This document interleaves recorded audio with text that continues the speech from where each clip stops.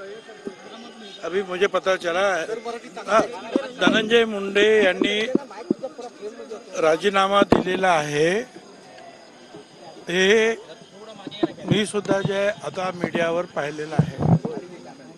आता या संदर्भात मध्ये जे आहे पक्षाची जी भूमिका आहे ते पक्षाचे अध्यक्ष जे आहेत ते लवकरच जाहीर करतील। परंतु पक्षाची भूमिका पहिल्यापासून हीच होती की आम्ही कुठल्याही बेकायदेशीर कृत्याला पाठीशी घालणार नाही। न्यायाची भूमिका आमची राहील।